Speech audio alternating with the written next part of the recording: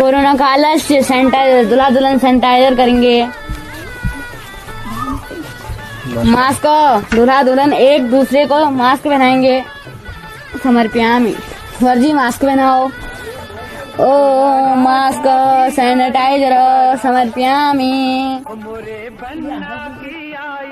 बारात नजरे मोरी ना लागे रे, बना छेलो छबिलो आयो द्वार।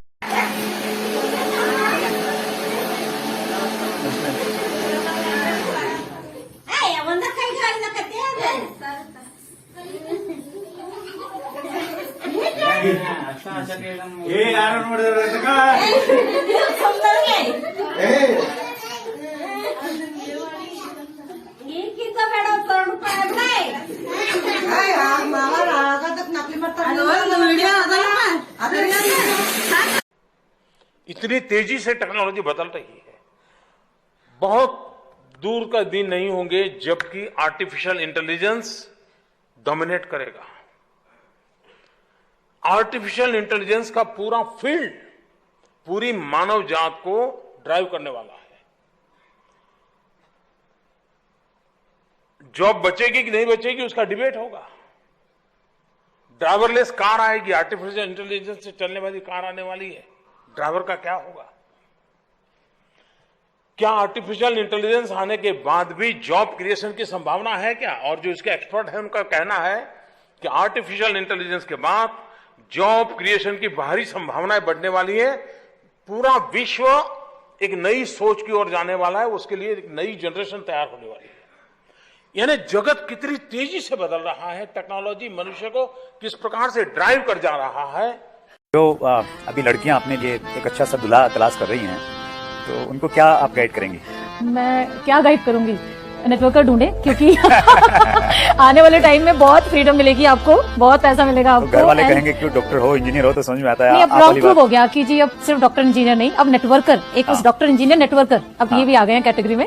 सो अभी तो इंडस्ट्री इतनी टेप पर इसका कोई खास असर नहीं पड़ा।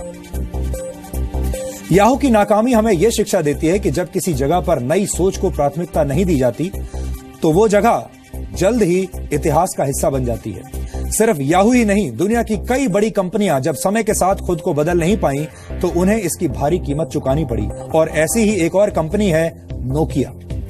1991 में पहली बार फिनलैंड के प्रधानमंत्री ने नोकिया द्वारा बनाए गए उपकरण से दुनिया की पहली जीएसएम कॉल की थी, यानी मोबाइल कॉल की थी।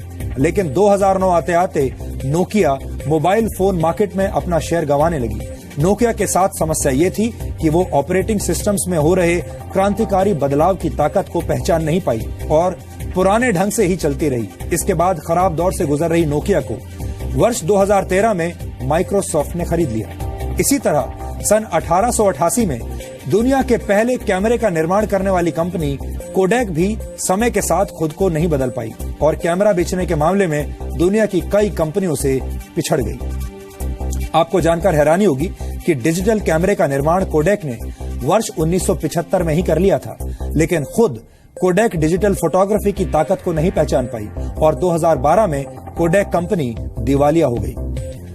ब्रिटिश लेखक जॉर्ज बर्नार्ड शॉ ने कहा था, progress is impossible without change and those who cannot change their minds cannot change anything. यानी बदलाव के बिना तरक्की हासिल नहीं की जा सकती और जो लोग वक्त के साथ अपने सोचने का तरीका नहीं बदल पाते वो कुछ भी नहीं बदल सकते, यानी वो कुछ भी नया नहीं कर सकते। याहू, नोकिया और कोडेक जैसी कंपनियों को चलाने वाले लोग वक्त के साथ अपनी सोच को बदल नहीं पाए और शानदार शुरुआत के बावजूद वक्त से पहले इतिहास का हिस्सा बन गए।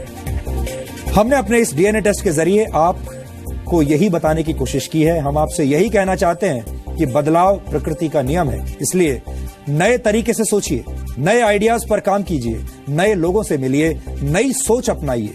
ये सब करने के लिए आपके पास किसी बड़े गोल यानी बड़े उद्देश्य का होना जरूरी नहीं है, क्योंकि जीवन को छोटे छोटे बदलावों से भी सुखद और मंगलमय बनाया जा सकता है।